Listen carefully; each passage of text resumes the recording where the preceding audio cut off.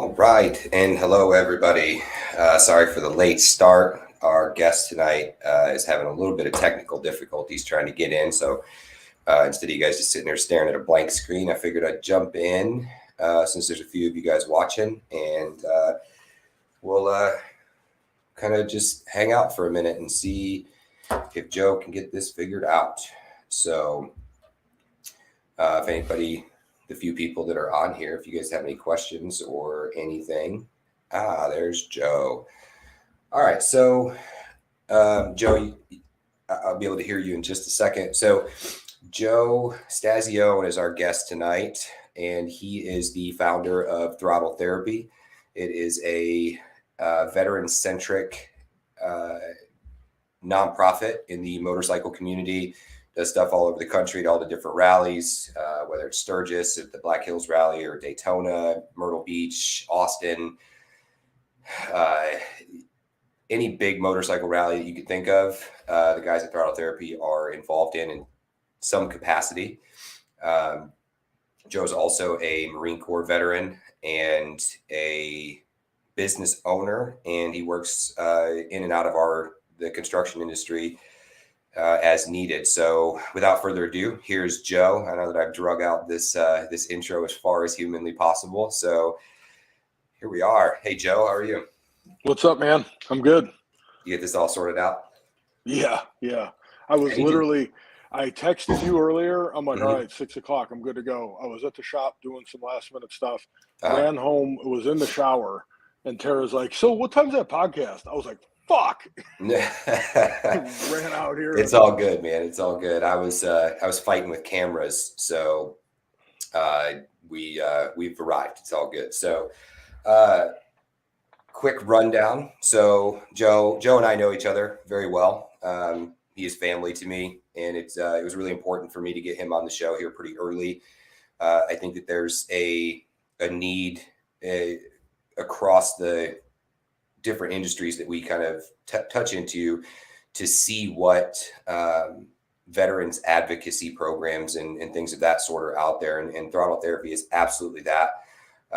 We'll dive off into a lot of the nuanced stuff there for Throttle Therapy as this hour goes along. But so tell us about you, Joe. You're a Marine Corps vet.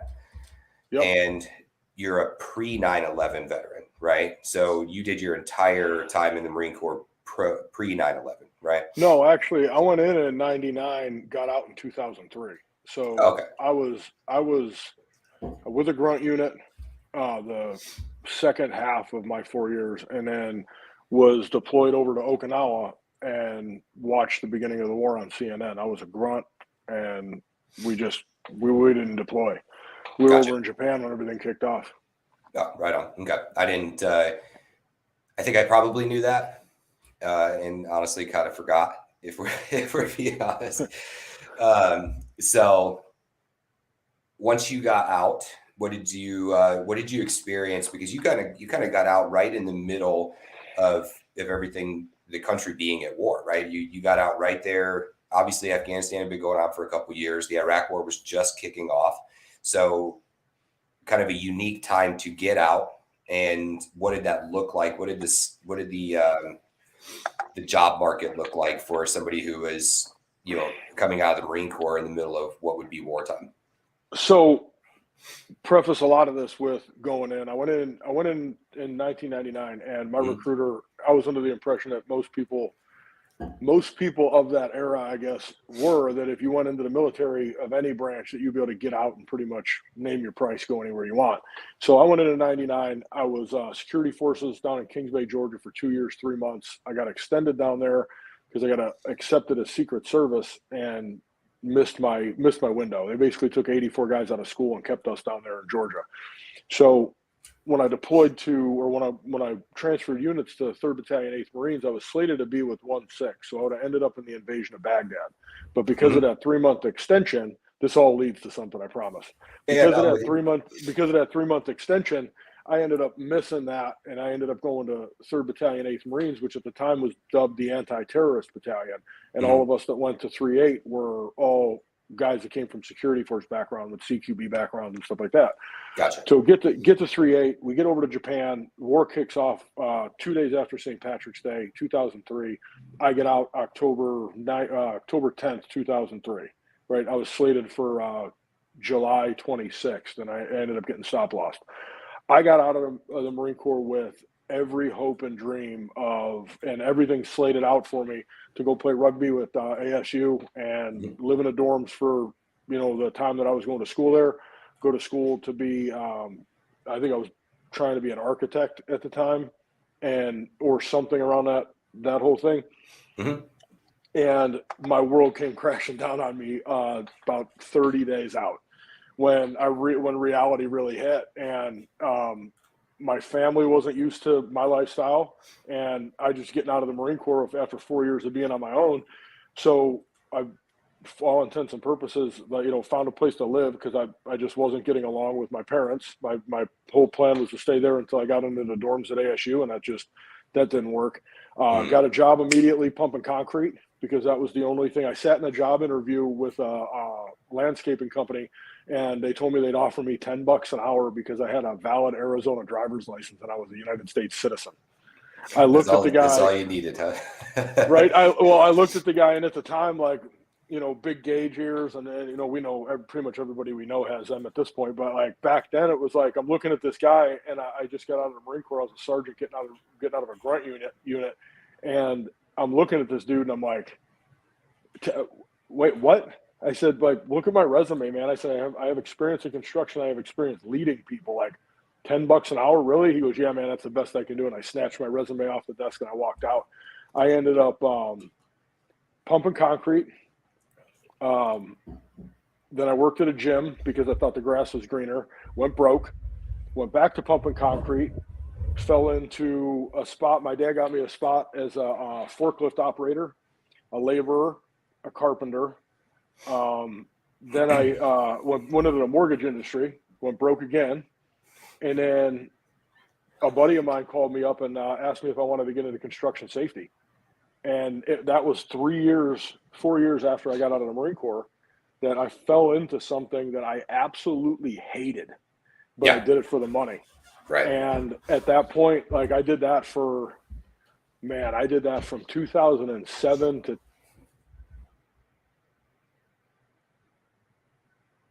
and then there was a point where I just said, screw it. I went to welding school, started my own company, building furniture with my dad. Yeah, and you did that with your dad for quite a while, right? About 3 years, right before I moved to Texas. Mm-hmm. But what I realized, it's a lot of things. After I got into the nonprofit space in the middle of all of that in 2009 is when I started my club in Arizona, and then 2014 is when we took on the Phoenix Wounded Vet Run out there. Mm-hmm. And that was the first time since I got out. And let me back up a little bit. In the middle of all of this, I struggled my ass off. If you can imagine bouncing between all those jobs and stuff like that, right? You're trying to find a place. And the one thing that the military absolutely does not have, and it is horrible at, as far as I know, and I don't know anything that's going on now in the military and how guys are getting out, but back then, when we got out, there was no transition period. I was over in Japan when I went through my separations classes, and it was 3 days of a folder with handouts in it on websites on how to write a resume, how to start a franchise, and I was broke. I think I got out of Marine Corps with $3,000 in my pocket.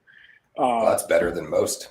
Well, yeah. I mean, most guys got out completely broke, but for all intents and purposes, I'm not going to start a franchise for $5,000, and move across the country and everything else. So they don't tell you how to do at that point. They didn't tell you how to do absolutely anything. They didn't tell you how to enroll in school, VA benefits, any of that stuff. And they still don't. And just so we're clear, I mean, now I say that I got out in 2012, right? So there's a almost 10-year gap from when you got out to when I got out. And then now we're another 10 years. And even guys there's a bug flying around me. Don't pay me any mind. Even guys that were my Joes when I was in that are getting out there at that retirement age now. And they're like, dude, this is bullshit. Like they're literally, even now, 20 years into a war window, right? They're still not figuring out how to truly get guys to translate their skills, right, into the civilian world. What does it look like when you're an NCO, when you're a sergeant or above, or a corporal or above in the Marine Corps, and haphazardly in the Army, right? But they don't take into account that you are, one, not just managing the workflow and whatever tasks need to be done.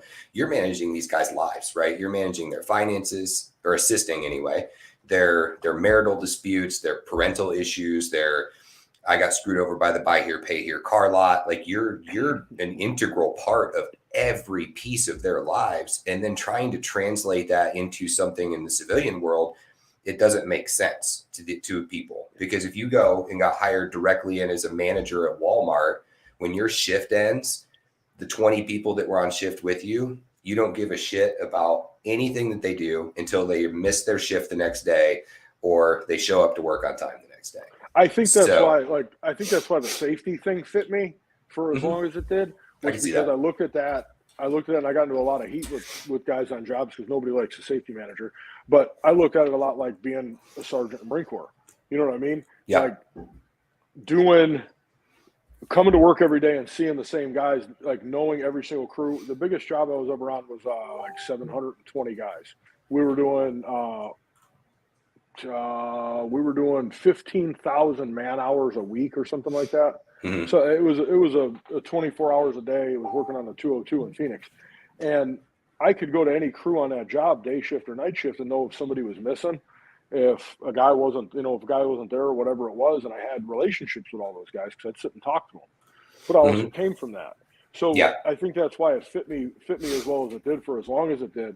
But it wasn't until I started into the nonprofit space and Facebook and Instagram started to become a thing, that I saw the guys that did see combat having the same struggles as I did not seeing combat. So yeah, I don't think that it's incumbent of whether you went to combat or not, right? I mean, I think there are specifics, right? When you start talking about combat trauma, PTSD, and stuff like that, I think it becomes there's a weird curtain in front of all of that. Yep. PTSD does not stem from combat in itself, right? It is abusive relationships, it's child abuse, it's car accidents, it's whatever was traumatic for these. And it's easy to just look at a service member and be like, oh, that guy's got PTSD, and just move on about it, right? Unless you're talking about those specific things, the combat stuff's not necessarily related. Now, does it, I think at some level, give you a different perspective on leadership styles and that sort of thing when you become in a management position or you're in charge of people in the civilian world? Maybe. But I think you either have that or you don't, from a personality perspective, right? So I don't know that the combat specific thing has anything too heavily weighted in that, but just the structure and the saturation level that is expected when you are in a leadership position in the military, that translates poorly into the civilian world. Absolutely, just shit. Yeah. So, and that was the whole reason I got into the nonprofits in the beginning and got into the club scene and the riding scene and the motorcycle community, was because I loved motorcycles from the time I went into the military and I had my first bike and was able to ride. And I found a lot of veterans congregate towards bikes and cars for whatever reason. Yep. And the veteran population getting out of World War I and World War II is what built the motorcycle community. So I started to do the nonprofit work, and that was where I found my happiest and most peaceful place, was among people, like-minded people. And that's where we, you fast forward to 2015 is when 22 Kill came out to Arizona, and I met Jimmy and a couple of the guys that, with the club and stuff like that pushed me into Dallas, and then eventually starting, Throttle Therapy and doing what we do now. Yeah. And, Throttle Therapy's come a long way in the last 2 years, really. we've, there's been people, you see the exposure come up. Daytona last year was a big deal, or that was earlier this year, right? Mm-hmm. My times kind of all meld together. So, Yeah.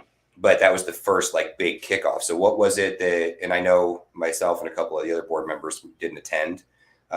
So what was, for, anybody watching or they may watch this later, like what happened in Daytona that was really like the catapult for what throttle therapy was designed to do, and kind of seeing that into fruition? Like what was it about Daytona? What happened there that solidified that you guys were going down the right road, that the pieces were in place?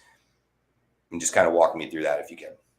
So the first time we ever took guys out was 20 Daytona. And that whole group of guys clicked in a way like I've never seen anybody on a retreat before. Then 21, or obviously the rest of 20 was a wash. 21 when we launched, or end of 20 when we launched Throttle, and then into Daytona that first year. Every single group of guys that we've taken out to something, to include when we went to Sturgis the first year in 20 together, every single time that we take a group of guys out and we show them the rally from our perspective, there's a conversation breakdown. Each one of the guys, all the way from the very beginning group in 20 to, the group that went in to Sturgis in 20, and then the group of guys we took out this year, even the guys that we took out last year that just randomly ended up coming out to the rallies. Right. There's a point in that time when you spend it together that each one of those people comes up to you and you have this odd conversation, and it breaks down a lot of walls. And this year was different. And I say that because it was Daytona this year was a huge challenge. We rolled into Daytona with 3 guys, where the original premise of our program was taking 6, and those same 6 to Sturgis with us. And we came to a lot of realizations this year. And one of them was that the ability to get 6 individuals that can take that amount of time off in a year is probably not going to happen. So we settled with 3 guys coming to Daytona. Those 3 guys, as soon as they got down there, everybody clicked, just like they have in the past couple trips we've taken. And unfortunately, down in Daytona, we got rained out of every single show. We had one show we actually were able to set up at and meet people, talk to people, and do everything that we wanted to do. So we were forced into a situation of sit in the trailers or go to places that have cover, bars, restaurants, different places like that.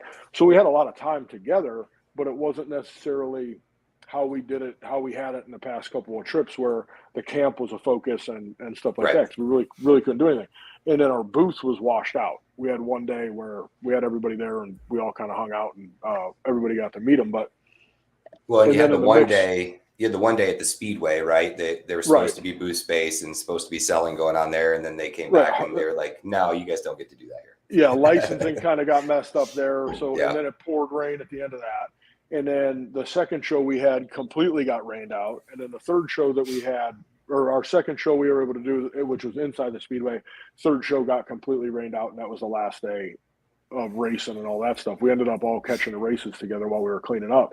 But then in the middle of all of that, the very, very close friend of mine and our bus driver for the first year, and he came out to a lot of the rallies, had a pulmonary embolism and died while we were down there. Right. So a lot of the things that played into it were against us, but at the same time, we made the best of it, because these guys got to see what true brotherhood was, with everybody pretty much sticking by Hama and trying to figure out what needed to be done there. Guys coming in from all over the country and that believe in our program and have been around our program since the beginning.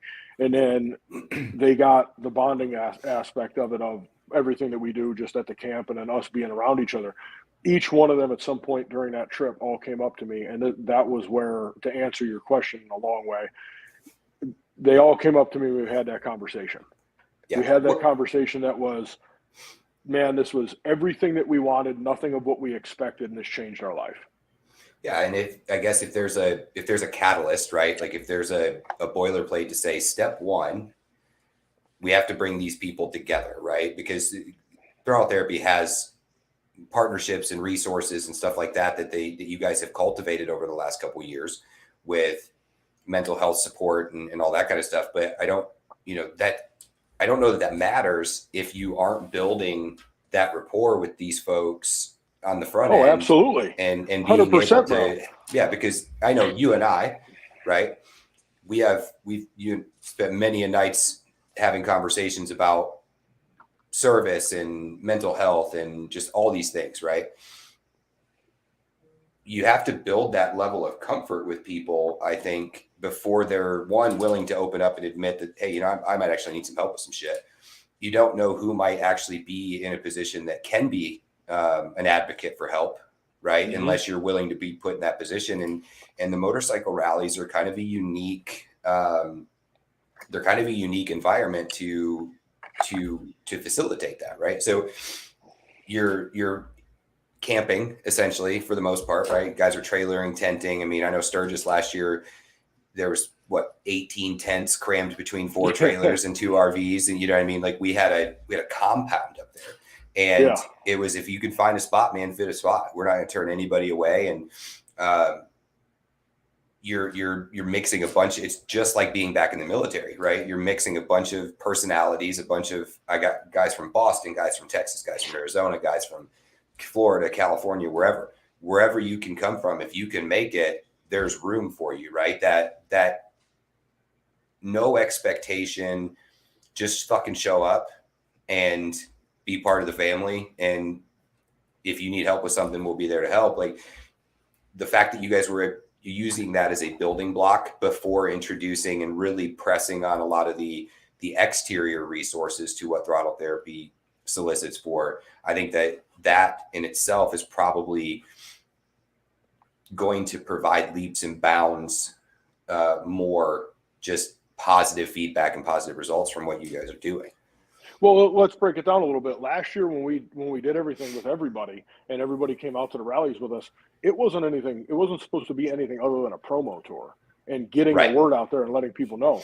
Mm-hmm. Fortunately enough for us, we built a pretty good platform in places like Myrtle Beach, places like Avian and Sturgis and in Daytona. And for people that don't know, like Throttle Therapy is federally recognized 501c3 nonprofit organization.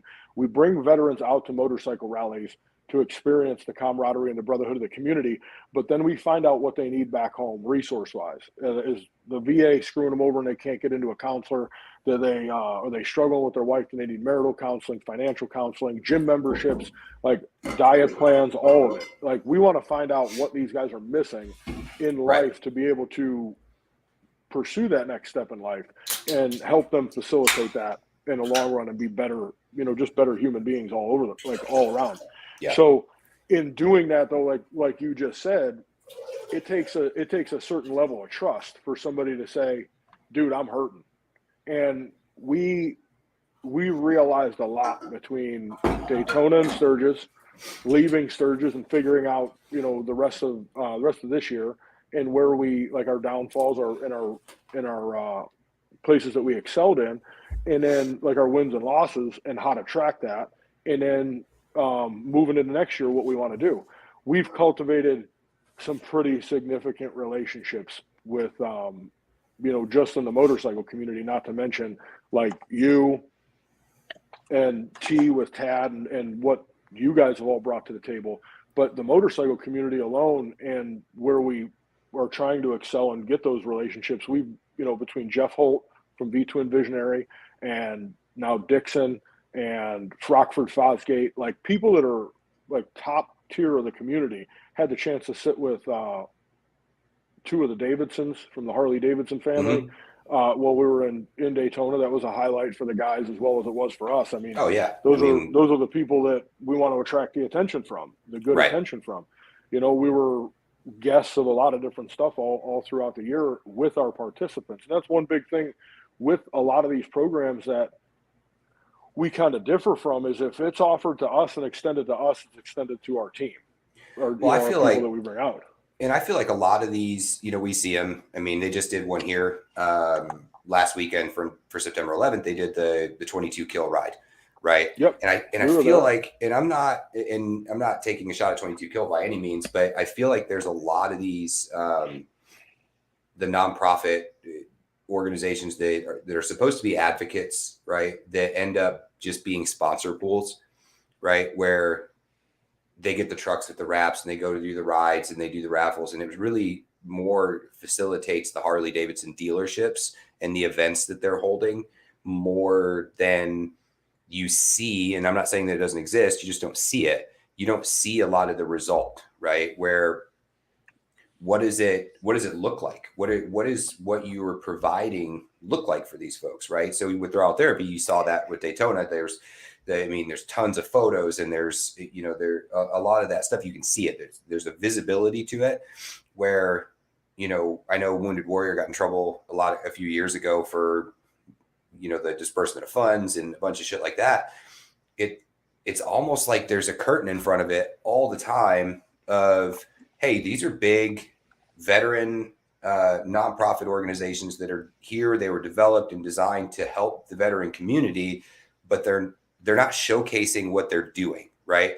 There's a billboard up with some guy that he had his legs blown off in Vietnam, and they're like helping veterans function through the day. Well, cool. What the fuck are you actually doing, right? So there's a lot lost. Okay, so one thing with 22 Kill, on that, and nothing against them, because of what they're doing, they're pushing more down the counseling route, right? Mm-hmm. So they've rebranded under One Tri Foundation, and I'm not going to speak on them by any means, right? But they're attracting more of a corporate donor because of the mental health side of it, which is great.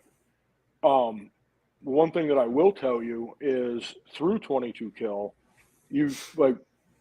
I can't get away from somebody coming up to me wearing the honor ring. The ring something that started back when the founder of the organization started it, and people started coming around, and it was a marketing tool in the beginning. Yeah. It was worn on the trigger finger. I don't know if you can see my hand. It was worn on the trigger finger, and the reason for that in the beginning was because when you shake somebody's hand, that's the first thing you see, right? But it became more than that. It became a movement. And when they rebranded, this is something that it was a movement. It's still there. And all over the community, one of our board members, Jack Shett, he's a nationally recognized in the motorcycle community MC at any major rally. Anybody who's been anywhere knows who Jack is. And Jack tells a story when he goes out to the rallies and he's at the rallies, people ask him two things. They ask him two questions: are your braids real, and what's this ring? Shelly, one of our biggest supporters in Arizona, she still wears hers. We had a party at Steel Pony Campground in Sturgis. 5 guys from Dallas came up to us wanting to buy merch, all wearing a ring. And I just got a phone call, and this has happened unfortunately more than once. But the last thing about this ring is it's supposed to be a last line of defense. So if somebody was to have a pistol in their hand, that clank off the pistol is supposed to remind them to look down and understand that there's people out there that care, and there's people out there that understand. I got a phone call. I wasn't home from Sturgis a week, and it was Sunday, and a very, very good friend of mine, close friend of mine, called me, and he's like, VA screwed him over pretty bad.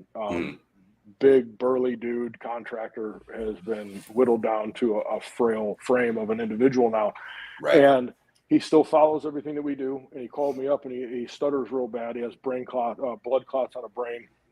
And through the conversation, he said, I wear one on each finger, each trigger finger.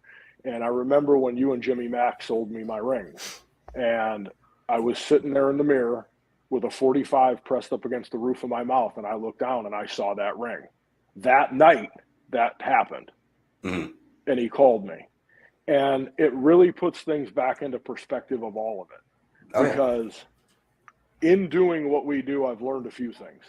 I've learned, if somebody's going to do it, they're going to do it. There's not going to be stopping them. There's not going to be talking them out of it. It's going to be talking them to the next time that they do it. B, you never know when that's going to come. So when the phone rings with any of these guys that we deal with, that's why I always answer my phone. Yeah. Because you don't know, you might be that phone call. And those two things right there, like, those put everything that we're doing into basically into a bubble, Yeah. because what we're doing in long and short is breaking down the walls with guys that are skeptical of just everything. Every single part of our program has a meaning. Why do guys work at the booth with us? It's not because we have free labor because we're taking people out on a trip. It's because sometimes that the guy that's working the booth that you're talking to might be the guy that doesn't go to the mall with his wife and kids and doesn't have a job because he can't sit through a job interview. And he might also be that same guy that, and I know I'm going to piss a lot of people off when I say this, but how many times, any veteran that's listening to this, have you heard or have you been that person that's been like, well, I went to the VA and, I was going through all my mental health stuff, but they put me with a civilian and I just left because that person doesn't understand me. Well, man, I'm here to tell you that that person might understand you more than you think. Mm-hmm. Because when you sit there and you break it down to trauma is trauma. Mine is no worse than yours and yours is no worse than mine because it's mine and it's yours and you perceive things differently. Right. But you don't know what I've been through and I don't know what you've been through. But at least I can be that brother. We're sitting there around that campfire at whatever rally we're at or wherever we're at in the country to sit there and listen to you. I mean, fuck, Joe, I've done it to you, right? I mean, and just so everybody on this is clear, never was it a suicidal conversation for me. It was being the recipient of a, hey, just found out so-and-so had passed away. You're the asshole that we call, blah, blah, blah. And I mean, it fucked me up bad. And the first person I called was Joe after sitting in my driveway crying like a baby for 2 hours, trying to figure out how I'm going to call the people that I need to call, walk into my house and not let that affect my family and all of that. I called Joe. And that's trauma, right? I wasn't the suicidal person. I wasn't the one that found the body. I wasn't, whatever it was still trauma and having to deal with trauma. Right. And you can only do so much of that. Everybody's got a bandwidth. Right. And what I have found, and since we're kind of going down that road, is I don't need, me personally, I don't need the mental health support system. Is that Gia? Yeah, no, it's Freya. This is the puppy. Oh, it's Freya. I don't need the mental health support for that scenario, right? But what I did need at that point in time was a brother to talk to, right? And it was just to help me get over that hump, knowing that I had to call other guys that I served with to say, hey, we just found out so-and-so jumped off a bridge, right? And I'm sure you remember this call. Like the whole thing was, like you touched on a minute ago, they're going to do it, right? Unfortunately. And as cliche as that is to say, yes, there are the exceptions to that rule where, they got talked out of it inadvertently by somebody. Somebody called them. Somebody told them they look pretty today, whatever the conversation was. But I had to be in a position where I had to call a bunch of guys that I served with to say, hey, none of us were there for this dude. He literally drove from his house X amount of miles to a bridge, sat on a bridge for an undetermined amount of time, and then said, fuck it, and jumped, right? To me, the failure there wasn't that he didn't call anybody. It's that he didn't think he could, right? So there was, it wasn't a pistol to the dome. It wasn't a shotgun to the face. It wasn't that. It was a concerted effort to get in his car, drive however far away from his house that was, sit there for however long, looking up at the sky, contemplating his future, and then saying, fuck it. There is a window of time there that he could have called one of 100 fucking people. Yep. Or somebody could have reached out to him at just the right time. Yeah, but he didn't think that he could. And the reason that I bring that story up is because it goes right back into what you were just saying of how, and I've heard it a million times where guys go into the VA and they're like, I'm not talking to a fucking civilian. They don't know anything about combat. They don't need to. They don't need to know about combat. They don't need to know the smells, the sounds, the tastes. They don't need to know. Trauma is trauma. And that's why I brought it up very early on this podcast that trauma is trauma. Combat, no combat, there's no different. Car accident, abuse, psychological abuse, physical abuse, whatever it is, that's trauma. And there are relatable core things in that trauma that can be navigated if the people would be open to having those conversations. Nobody likes to talk to a fucking counselor. Let's be honest. Nobody does. Nobody wants to sit there. I have a fucking mental health appointment every 60 days with the VA. I despise those phone calls because it fucks me up for the rest of the day. Every single time. And then they want to change medicines. And then if my medicine, they just did it to me recently, and they changed my medicine. It had a really adverse effect. And like, I just stopped taking it. I reached out to the VA. It took them 3 weeks to get me on the phone with the person who prescribed me the medicine. 3 weeks that my wife had to deal with my bullshit, right? Yeah. 3 weeks that my kids had to deal with me being an asshole. 3 weeks that I had to suffer through that, right? Not that anybody else in the fucking world knew, because you just get so good at masking it, but your immediate people know, right? And 3 weeks, took 3 weeks. So the system is flawed, but the system still exists, right? And so as much as people want to bitch and say that I don't want to talk to that person because they're a civilian and they don't understand, if you have the opportunity to fucking talk to somebody, you talk to somebody.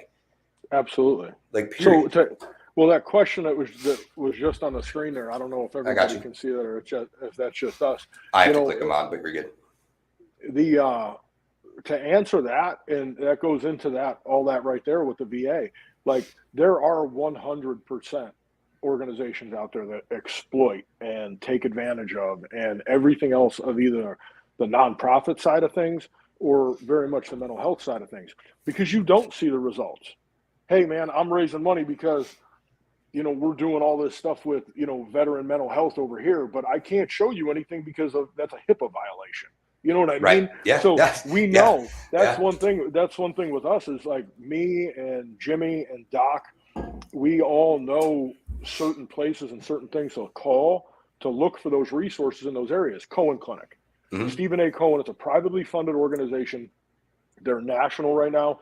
Within 24 hours, we can get somebody an intake for either individual mental health, marital counseling, or children. Right now, we can get them in. I don't mean to cut you off, but that's something that I don't think people realize, right? When you're talking about mental health opportunities that exist for veterans, it's not just for the veteran. A lot of times there's spousal support, there's child. I mean, and these are the people that catch the brunt of whatever mental issue you're having, right? And if you're dealing heavily with PTSD, if you're dealing with anxiety and depression, and luckily I know, like in my case, I never deal with them at the same time, right? So for me, it's like the anxiety's high, everything else is okay, or the depression is high and everything else is okay. If those three things all like compounded onto each other, I'm fucked, right? Like, if we're just calling it what it is. But Amy and Cooper and Tanner are the ones that, for me, are going to catch the brunt of that, right? So there is outlets for that thing, for that scenario, that people don't even realize exist. Yeah, there's all kinds of resources out there, and the way our program works is through the accountability into a mentorship program, to where we put them involved with other stuff. So if we get somebody that comes through and needs mental health counseling, we'll follow that individual, make sure that individual is good, and going to his appointments and making sure that everything's in line. And then by that next year, as long as they fulfill their time of resources and continue on and they're in a good spot, they can come back. And when they come back, that's when we plug them into the hunting, the camping, the fishing, building bikes or building cars or whatever it is else that they want to do. Because a lot of these guys are 100% disabled, and they don't have anything better to do than sit on their couch and think, or play video games, or not associate with people. So we get them into a mode of movement, forward movement, always forward movement with everything that we're doing, and putting them into a spot where you have to focus on the road ahead. Is if you focus too much in the rearview mirror, just like on a bike, you're going to crash. And that's also what we're here for, is a safety net. We have a network that spans every single state. Think about it. The veteran community is the biggest unorganized street gang ever.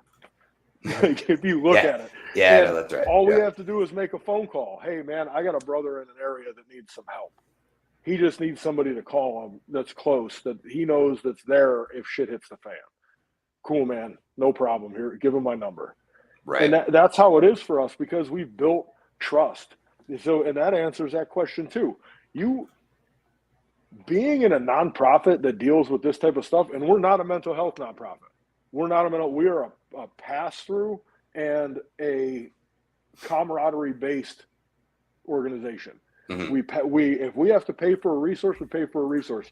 But where we're at with the camaraderie and the brotherhood of the community is what we stick to. We vet all of these organizations that we send people to. We know which ones are the good ones. We know which ones are the shitty ones. We know who's good to talk to there because we've been sending people there forever. The counseling, the inpatient treatments, all the different things that we have our hands in all across the country. We have people that have gone through those programs. So, answering that question, there's a ton of places. But you also have to be open-minded on the mental health stuff and understand that there's not anything that's going to say, this is who we served and this is what we're doing. There's not going to be a bar there to measure. Right. Well, and look, at the end of the day, to me, the mental health stuff is kind of one of those no news is good news, right? If you're not hearing an increase of veteran suicides or domestic assaults or whatever, like if you're not hearing an increase in those, there's a rift, there's a shift somewhere, right? That's beneficial to the process in theory. To a point, but just because it's not talked about on the national news doesn't mean it's not happening. Like Thanksgiving, Christmas, New Year's. Yeah. Those are people's alive days, people's anniversary days, all that different stuff. Those are times of turmoil in people's lives. And whether it's not having enough money to provide a good Christmas for your kids and somebody decides to take their own life. Individual in Tennessee went to the VA on the day before Thanksgiving. They told him to come back after the holiday because they wanted to go home, and he hung himself in the new building. Yeah, no, I mean, look, it's being involved with the organizations and the people that'll actually do something for you. And like I'm at a point where I don't want to say like fuck the VA altogether because there are good VAs out there. Yeah, and they're trying. They are. I mean, Florida's VA is great. Dallas is one of the biggest ones in the country, but look at Dallas traffic. We can't even get that right. And they expect the VA to be dialed in. And the crazy part about Dallas is you'll get calls to go to appointments in like 2 hours away. Yeah. I got one. Yeah. I don't even know where the hell Krugerville is, but I got a call wanting to set up an appointment in Krugerville. And I'm like, I don't even know where that is. It sounds too far away. Please reschedule me for somewhere else. Like, yeah, that's part of the problem because, and I feel like that's by design because when you've got, last time I looked at a number, and this was years ago because we were talking about something completely different, but there were like 22 million veterans alive and in the country. That's a lot of people. But if you had 22 million veterans that were all on 100%, like that's a lot. So that's a lot of money going out.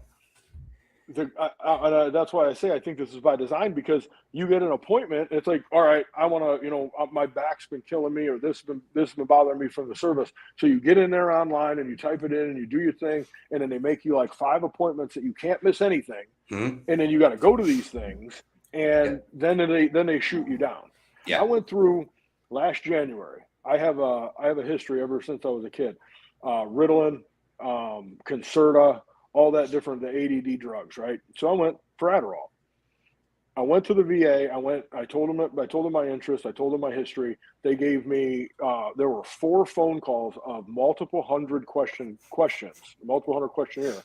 Got through all that, qualified for it, everything like that. I go into the VA, which that was January, right? My appointment was in July to square away my prescription. So I sit down with these people and she goes, do you drink or use tobacco? I said, well, I chew. I really don't drink. Here and there I might have a beer. She goes, anything else? Any drug use or anything like that? I said, well, I smoke pot. Oh yeah, black tar heroin and crack cocaine. Right? Like that might as well have been what you said. That would have been okay. That probably would have been all right. Yeah, we can give you drugs for that to get you off of those drugs. I smoke pot. Oh, well, she stops. She stops right and she looks at me. She goes, what? I have to disqualify you. I said, excuse me? She goes, I have to disqualify you because you smoke pot. I said, why? She goes, well, because it's illegal. I said, so let me get this straight. I said, 3 years ago, I had trouble sleeping. So you gave me a pill that I took a quarter of and it put me down with a hangover for 3 days. Mhm. I said, so you're going to prescribe me a sleeping pill that a full one would knock me out for a week. Then you're going to prescribe me the Adderall to keep me on task during the day because I'm going to be assed out tired. And then you're going to give me something else for the anxiety. And then Yeah. you're going to give me a whole smorgasbord full of pills for the pain that I'm going to get addicted to. And then Yeah. I'm going to be a bumbling, drooling mess in my house that can't leave. Instead, I smoke pot.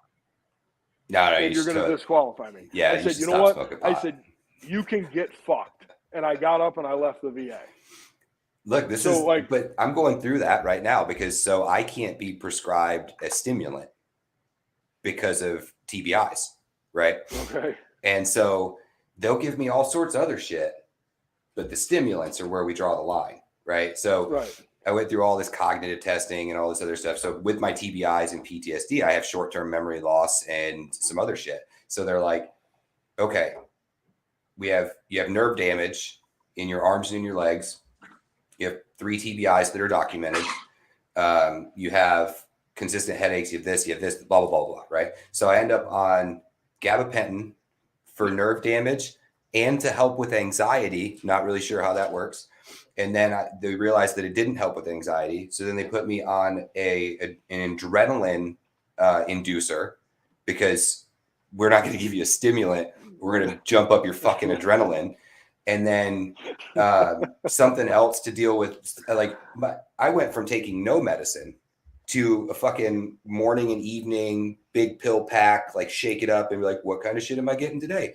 So the rules that exist within the VA for medications, I think there are definitely scenarios that exist that like we know that Adderall gets abused. We know that there's certain other drugs that get abused, right? So there has to be some sort of screening process for those. However, if you're looking at the devil's lettuce as like the worst thing that can possibly happen for a vet, when every state that it's legal in, they just go to the dispensary and buy it and become functioning fucking people, or they sit on their couch and eat snacks. They're not committing suicide. Yeah. Right. So unfortunately, my brother had a back injury when he was in Africa. He didn't say anything. Went to medical, gave him those pills.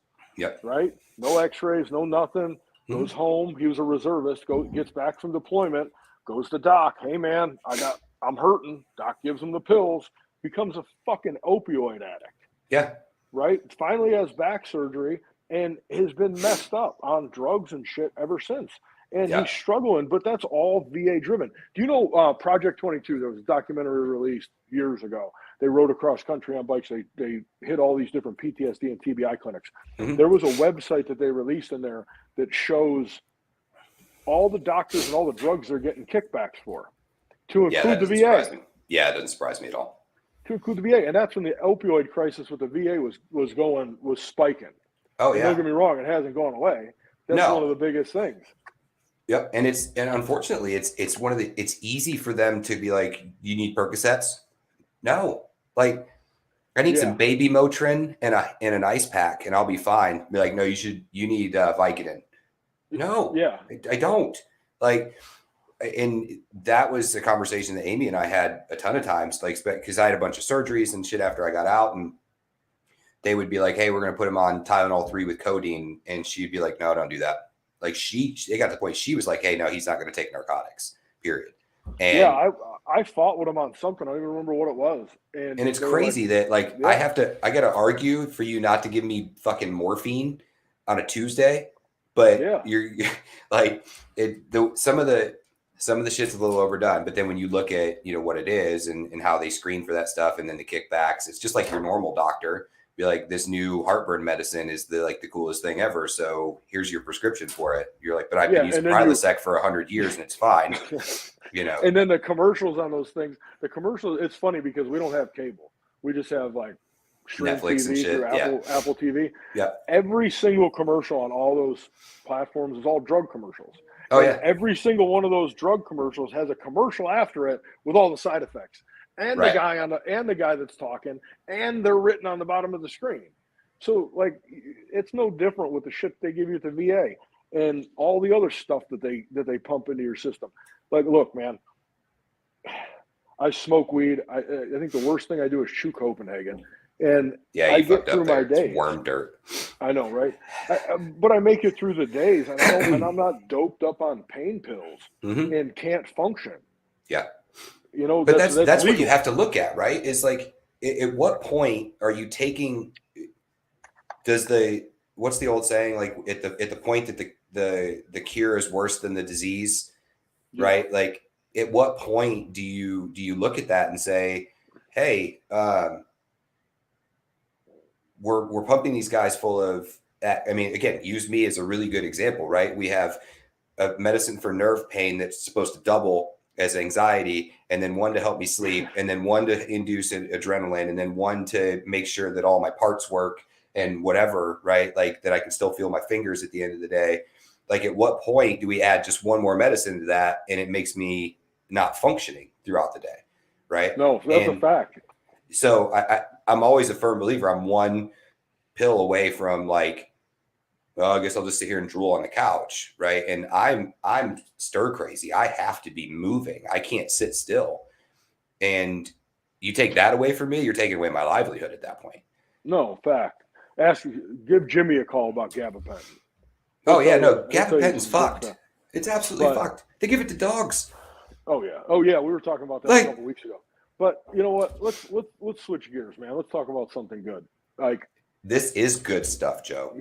I don't. This is depressing shit. No, but it's shit that needs to get out there, and this is exactly why I wanted you to be on here, because again, the whole point of this podcast is to bring people in who have transitioned what you would consider successfully out of the military, right? And they found a niche somewhere, and they're not bagging groceries at Walmart, because I think that's the easy out, right? That's the shit that when you're transitioning out of the service, they're like, if you can find a job for $17.50 an hour, you're setting the world on fire.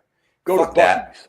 Yeah, right. Fuck. They have health insurance and 401ks and all sorts of shit, right? But then you look at what we transition out of, and we are service members, especially if you ever got into a position where you're in a leadership position. You have been molded into being self-sufficient and being that entrepreneurial mindset, right? It's crazy to me how many people will just come out of the service and they're going to go, well, I'm going to go work on dad's farm. Like, no, you have a skill set. Let's find a way to maximize your skill set. It took a long time for me to do it. It took a long time for me to say, I'm an operationally driven person, right? Years after getting out, because it was, oh, I should do this, or I should do this, or this opportunity fell in my lap, or whatever it was. And I never utilized the skill set that the military taught me. And now I'm utilizing that. And, a lot of things in our life have changed because of that in the last 3 to 4 years. Right. Right. I think that there's a misunderstanding of what that skill set looks like and how it can apply, right? You're a use your hands, reach out to people, help people type of person.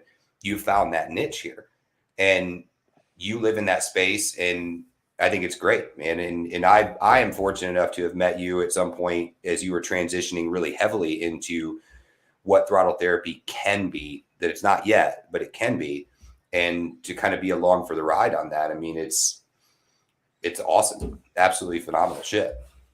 It's, and to even go deeper and kind of touch on that question again. He's talking about the gabapentin. Oh, yeah. See, told you, they give it to fucking dogs. Yeah, we saw that. My buddy of mine had it last week. But like, doing what we're doing in the community that we're doing it in is because we've had a voice in that community. And just keep moving. Being able to what did I do? No, nothing. This is he said Daniel's skill is giving unsolicited advice. He's not wrong. But sometimes people need unsolicited advice. That's fair. Just saying. Sometimes people need to be nudged back in their fucking lane. Yeah, that's fair too. We've had a voice in this community for a while, and the fact that we've been able to connect with the people that we have that have given us a bigger voice in this community has been very fortunate. A lot of people don't get that. Yeah. I just saw a Facebook memory. I think it was last week or the week before. We applied for our 501 2 years ago. It was probably like 3 or 4 weeks before Sturgis, and we got our paperwork. It was the anniversary. It was like, I think, last week. Yeah. So we're just 2 years old, and we've had the fortunate experience of being around the right people at the right times, and that's history too. That's building the history of or going back in the history of where we came from and what we've been doing and what we've been through in the community, people that we've met and people that have heard our story. Because if you go back, like I said earlier, World War I, World War II, it was the guys getting out of the service that were looking for the camaraderie and the brotherhood that started the clubs, that started the racing, that built the motorcycle community to what it is. It wasn't about anything else. It was about, hey, dude, we're going to rip across country tomorrow. Well, my starter's fucked. Cool. I got one on the fucking shelf. Let's put it in tonight, get on the bikes in the morning and rip across country, because that's what it was about. It was about meeting up with people like we did at Promised Land, middle of nowhere, and just having at it with each other for a week and partying for a week, hanging out with each other and getting to know each other for however long. But being with each other was the point of it. And that's the bridge that we cross with everybody. And we're able to do that in a way to where it's lifelong friendships. It's lifelong bonding, you know, and it, go ahead. It's just something that it's different. But again, that's where we have our voice. This could be the hunting community. This could be the truck community. This could be whatever community. But this is just where we have our voice. And, you know, just on the job thing and a transition thing, there used to be an organization here in Dallas that you could sit down with them and say, I did this and I did this and I was this rank and I, you know, led this many people and I did whatever on these missions. And they translated that into, this is what you can do in the civilian sector. They don't exist anymore. Well, because it got too watered down. It got too watered down. It's like this massive push that happened 10 years ago or whatever it was, that everybody had to have a bachelor's degree. That's why your bachelor's degree from the University of Phoenix online, you could wipe your ass with it. It doesn't do the same thing that a bachelor's degree 15 years ago did now, because they're available for everybody. Now, I'm not knocking anybody that does it. I'll have my bachelor's from the University of Colorado online, right? But it doesn't have the same weight. And so when every veteran coming out and they said, oh, you were an E5 and you were an infantryman or whatever, like they had those keywords and they're like, you're, great with dealing with problems, works well under stress, like these token bullshit terms. And everybody got so tired of hearing them that it doesn't matter anymore. Right. And the organizations, we rely on people like you, veterans that have got out, that successfully have started a business, or people in that realm that kind of get the leadership style and the organizational style to bring us in and say, this is what you need to do to succeed. Because you're right. Look, man, unless I'm going to go be a doctor or a lawyer or something like that, where I have to learn all kinds of different stuff, college, and I'm not knocking anybody, you know, like you said, I'm not knocking anybody that's gone to college and done the thing, but that wasn't my lane. That wasn't my place. That wasn't my place to learn. I don't learn like that. Right. So for me to go to college would have been a waste of time. I would have had it maybe and made it at the end of it, a certificate that said I did this and I have a degree in this. Right. But like, am I going to comprehend whatever this is? Probably not, because that's not how I learn. Right. So you take people getting out of the service. That's why a lot of guys fall into the construction industry, is because in the beginning it's mindless, but then they learn away and they figure things out and they either excel or they end up as a laborer for the rest of their life. Yeah. But that's also the bum on the street. Look, man, I've seen a deaf guy working at Target and a mentally handicapped kid bagging my groceries. You can't tell me that you can't go work at fucking McDonald's doing something. You know, so these guys that, and I don't want to sound like a dick when I say this, but guys that complain about it and don't do anything about it, that's where a problem is. Right. Guys that complain about it and actually are actively figuring things out, that's a whole nother person, you know? But We're bridging the gap as best we can. Anybody that wants to know or that's following from across the country will be in Myrtle Beach in a couple weeks, and then Jeff Holt, Smoky Mountain, 6th through the 9th. When's the Smoky Mountain? 6th through the 9th. October. Of October? Yeah. So we're going. Let me look at my calendar here. We're in Myrtle Beach. Because Myrtle's right before that. We're in Myrtle Beach the 28th through the 2nd, and then we're going straight up to Tennessee. 6th through the 9th will be at Smoky Mountain. You guys can go on to V-Twin Visionary website, Instagram, Facebook, and find all the details about Smoky Mountain Tour. Myrtle Beach is crazy. If you want to experience something, head down to Myrtle Beach. We'll be right in front of Suck Bang Blow. You can come say hello. Well, and the cool thing about, and we don't, if you got to go, we can shut this down. We got a few minutes because we were running a little bit late, but the cool thing about a lot of these rallies is there are different rallies for different people, right? And I know when we first started going to rallies and stuff like that, we didn't know that. So like Sturgis is a riding rally, right? And then, you go to like Daytona, you go to Myrtle, those are party rallies, right? So there's different rallies for like what you want to do, right? And if you want to get out there and you want to put 4,000 miles on your bike in a week, just traveling, like you can do that. You can do Sturgis, right? Go to Sturgis. You want to go and not ride your bike for a week, but party like a fucking animal. Daytona, Myrtle, Austin, like there are places for everybody. And I think that's kind of the draw to the motorcycle community is that, right? Is you're never a misfit, right? And I know I saw Don posted on here. He was talking about the gabapentin for his dogs. We invited them to come to Sturgis last year when we went, and they were like, well, we don't have a bike. And I was like, okay, that doesn't matter. Like, you're going to go up there and you're going to have a blast because there's no prerequisites to showing up to a rally, right? The best part about the motorcycle community and the best reason that it works for us the way that it does is you can be anybody in this community until you figure out who you are. The guy with the monocle and the top hat, carrying his little dog, covered in leather, tattoos and rings on every finger, he has his place. That's Andre. That's Andre. That's Andre in like 10 years. Like, we all point at the guy and laugh, but he has his place in the community. Yeah. All the way to the guy riding a big wheel bagger that's blasting a stereo riding down Main Street Sturgis. And revving his exhaust. Because he has there's places for everybody, man. And everybody fits in. Everybody one of the coolest things about it is all those people, like people that are skeptical about the motorcycle community, people that have watched way too much TV, people that just don't understand it. Yeah. One of the coolest things is everybody there just wants to make memories on two wheels. Yeah. Nobody wants to fight each other. Nobody wants any animosity or bullshit. They just want to have fun with their friends and make memories on two wheels, which would in whatever way they look doing it.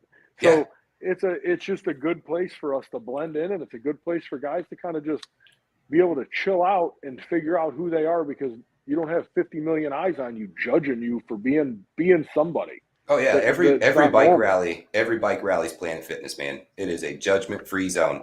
Like, and you can. I mean, you'll see these people. You'll see the cafe racers and the crotch rockets and the bobbers and your normal stock Harleys and your big wheel baggers. You'll see all of this stuff, and nobody gives a shit. Everybody's like, "Oh, that's cool," and they go on about their business. There's just a general level of acceptance in the motorcycle community. I think that's the big draw for a lot of the service members getting out. But there you go. This is a good example. So Tyler said, so Sons of Anarchy wasn't a documentary. Nope.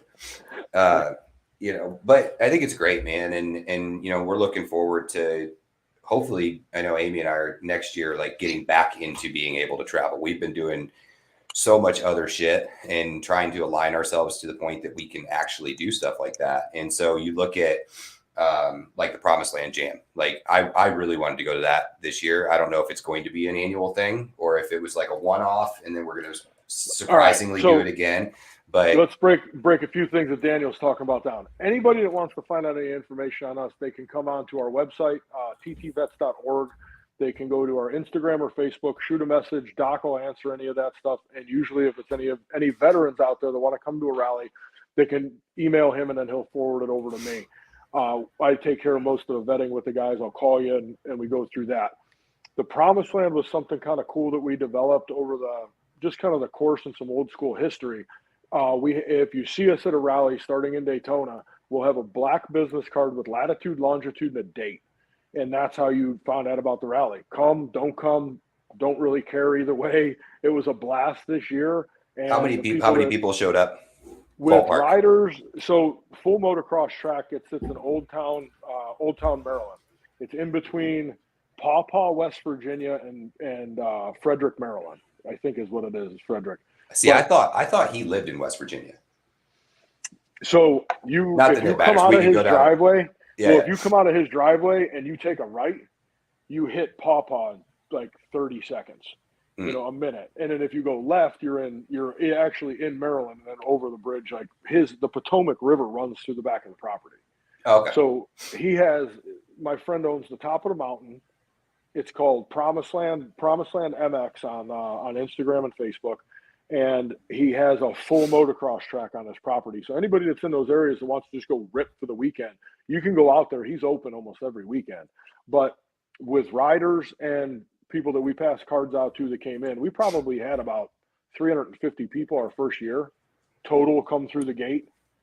Really? So it was a pretty good deal. We built a 2-story Connex bar that was there, and then that contributes back and pushes the initiative for Throttle. We're changing things up a little bit. Anybody that does want to come, we're looking for 3 veterans that can commit to Daytona, 3 veterans that can commit to Sturgis. Anybody that we get on top of that will be an alternate and then push off to the next year. So we'll start to build a little bit of a roster. And so do you have an issue with me using that little 5 seconds as on the TikTok? No. Okay. So no, by all means, blow it up because we're open vetting. Vetting's open. We just haven't put it up on social media yet, and we're looking for people. When we're in Myrtle Beach, if you're in Myrtle Beach and you're around the area, you're interested in what we're doing, come up to the booth, talk to us, and let's get the process going. Because we want to get guys, we want to get more people in the mix of this, because all it's doing is building our network. We want by year 4 and year 5 to see 30 people that come back to Daytona, 30 people that come back to Sturgis with us that are all participants of the program or people affiliated with the program that feel like that's their safe space. They can come, hang out, ride, do all the different things with us, without us for the week, and then just hang out and be comfortable around like-minded people. We're building that network. No different than marketing seminars and stuff in the construction community. We're doing the same thing. Right. Because look at it like this, man. Every Mason that you've ever met never is without work. There's veterans in every single aspect of life, from doctors, lawyers, and politicians to gangsters and thugs. There's veterans everywhere. So if you put together a collective of all those different people, somebody's going to know somebody somewhere that can help somebody else. We just got this brand new guy. He's from this area. Oh shit, man, I live over there. Well, what do? I run the damn trades union for the carpenters. Well, this dude just got out and he's good with his hands. You know what I mean? Like, there's going to be some sort of networking going on through that whole entire thing. So that's the goal of this, is to be able to pull guys together to where everybody finds their place and everybody has something on the backside of it. And they're going home with resources and helping them. Yeah, and that's overarching theme here, right? And we'll use that as a good segue to wrap this up here. So there are a ton of veteran nonprofits out there. I am incredibly biased when it comes to throttle therapy. I think that what the plan for throttle therapy and the people that are involved, I don't think that you could find a better outfit for creating an environment that sets veterans up to be successful. There's ample opportunity to attend rallies and do all that. So just so I'm clear, Joe, you're looking for 3 veterans to attend Promised Land, or what was it, or just in general? I need 3 veterans for Daytona and 3 veterans for Sturgis. So the ones that we're concentrating on for next year, Okay. like Daniel said, there's certain rallies that we go to that are more party centric, and I'm not going to put somebody in a position that might have a drinking or substance abuse problem and sit in front of a bar for an entire week. So we use those type of rallies as straight funds generation. We go out there, we set up a booth in front of the bar in Myrtle Beach, and then a couple of different places in Phoenix, and those are our 2 big money making rallies. Daytona and Sturgis are 2 rallies that we'll have participants at. So we're concentrating on Daytona, Phoenix, Myrtle Beach, and Sturgis for next year total. The 2 rallies that we're looking for 3 and 3 will be Daytona and Sturgis. Okay. Promised Land, anybody who wants to show up. That's one of our big fundraisers. So let me ask you this: I have two final questions, and then we'll let you go. So the first question is, for Promised Land, is it you have to have the black business card to show up, or you just have to know that it exists? The point of the business card is to force people to talk to each other. I get that. So I get it. If I meet you at a rally and you're cool and I know you ride your motorcycle, I give you this business card, and then you meet somebody cool and you tell them about it, and they take a picture of it. And that's how the word that was designed to spread through word like that. Okay, cool. And then the second question, is Throttle Therapy looking for sponsors? Is there a benefit to having anybody sponsors? Like, I'm kind of going somewhere with this. You look at like Daytona, right? I know in previous years, Sturgis, Daytona, and all that, we know who the sponsor was for those type of things, in quotes. If we're looking outside, you look at Daytona, like our office for Coastal is literally where the National Guard where we camped. Mm-hmm. If you were to walk across that airfield, that's where Coastal's office is. So like there's space there. And when I say sponsor, I'm not necessarily talking about from a monetary perspective. There's space there. There's the availability to put trailers and booths and whatever. So like, is that something, John's on the same page that I am, is that something that Throttle is looking for? In full transparency, I am a board member, but I've been pretty out of the loop for months, right? Well, and that's that's partially kind of all of our fault on that side, and that's something that me and you can talk about later. But yes, we're always looking for sponsors, and there's 2 kinds of sponsors. And please, anybody that's listening, don't take this the wrong way. And I'll preface that with this: we don't any sponsorship that we get involved with, or anybody that comes to us and starts talking to us about a sponsorship, we always try to find the correlation between what we're doing and what you're doing. We don't ever want a one-sided sponsorship. We will, but that's not our focus. Anybody that can benefit from what we're doing and sponsor us and get benefit out of it, that's what we're looking for. What can we do for you to do for us? Now, there are people out there are organizations out there that they benefit by stroking a check. That's perfectly fine. We're okay with that. And, but we're not money focused. We're relationship focused. And you have 2 types of nonprofits. You have people that are money hungry and money focused, in which every nonprofit is money driven. But you have the people that concentrate so heavily on the money side of it that they forget about the relationship side of it. And then you have people that are relationship driven that will build into a monetary value of some sort somewhere along the way. Jeff Holt, our relationship with Jeff Holt has built our program on the road. Has built our notoriety, our presence, and everything that goes along with it. If it wasn't for Jeff giving us booth space, we would have had to hunt for space all over at these rallies, and 9 times out of 10 is going to cost us money that we don't necessarily have, and goes into the overhead and goes into our percentages of how much goes back to the vet. The way we're structuring everything right now is everything that comes into Throttle is a donation, whether it's somebody coming up to the booth or going online and donating $20, or it's us selling our merchandise. It's all classified as a donation. We don't have, by next year, our overhead will be taking guys to rallies and paying for resources. So, no, and that's great. I was looking for the store. I was going to put a link up, and it says that the store's down currently. So the store's down. We're going through some changes with some of our printing. An LLC closer to us is going to be doing all the printing and facilitating all of the printing for Throttle. And then once we get that dialed in, within probably, I would say, before we leave for Myrtle Beach or when we get back from Tennessee, we'll have the store back up. Gotcha. Okay. All There right. should be a link somewhere though for gloves, seat bolts, and valve stem covers. I got to check with Doc. Yeah, because I was looking at the leaf tree thing on off of the Instagram, and it says that the store's down. It doesn't let you click any of that stuff. So I was just going to throw the link up there for anybody who wanted to possibly get on there. Like, there's a lot of really cool stuff. If we can get the link, I'll post it on the Audi Murphy Facebook and Instagram and all of that. But like, there's a lot of really cool throttle therapy merchandise and stuff like that. All of that stuff makes its way back to the veterans that go to these things. It's super great. I'm wearing one of the shirts. Joe's wearing one of the shirts. We've got beanies and women's tanks and all that stuff. So,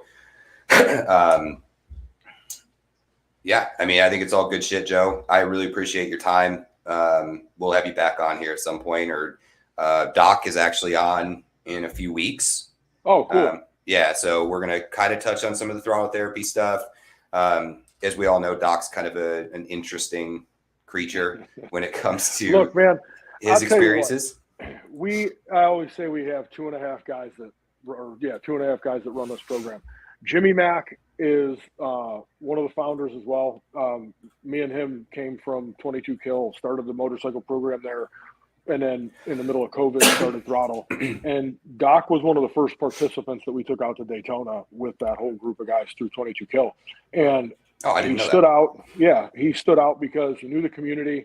Doc's just a likable guy, and he talks to a lot of people. Me and him, we'll be on a 16-hour car ride, and there is maybe like an hour of silence, and that's usually when he's sleeping and I'm driving. Right. So, like, we talk nonstop. He's been in Houston the past couple of weeks, and there's maybe a day or two that we haven't either text messaged with each other or talked on the phone.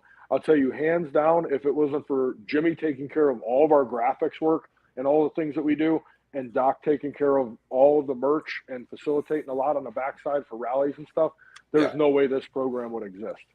So hats off to the team of all two and a half of us. And like 2.5 men. Definitely thank our sponsors. You guys, Rabowski has been, a good helping hand, and you being a veteran, it contributes a lot to what we do. Tad, Dixon, Jeff with V-Twin, Rockford. It's been a good road coming up and learning about these different companies and these different people and building the relationships that we have with them. Because like I said before, and to go into that question, I really appreciate that, Taylor. It's huge. We build relationships that are lifelong and lasting, because one thing I believe in is if I put it out there, whether it's to you and however many people are watching this and listening to this right now, or it's 5,000 people on stage somewhere, it's my word on the line. And we said we were going to do something, so we're going to follow through and we're going to do it. Yeah. And you know me well enough at this point, man, like on a mission to fix some shit, or I'm crazy. Well, one of those two things, or both, or both. So yeah, look, I mean, and something. Last thing that I'm going to say, and then we'll kind of shut it down here. And I've said that like 4 times now, but we just keep finding new rabbit holes to go down.